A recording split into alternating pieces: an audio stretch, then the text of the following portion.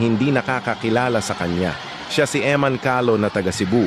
Nakilala ng husto si Eman Calo dahil sa pabakla-bakla niya. Pero pag ito na, nagseryoso sigurado, lalabas talaga ang pagiging panalay king ni Eman Calo.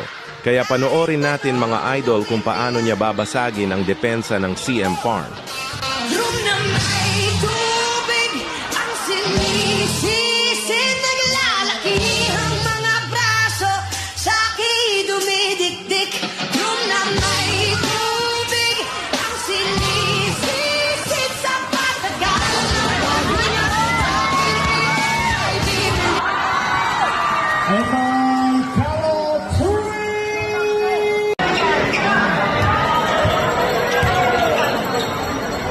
Eman Calo.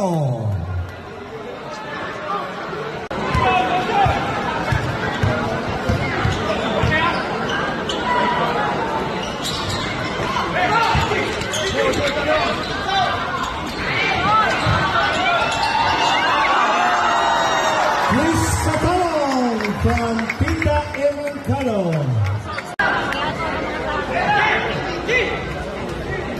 10 seconds to shoot.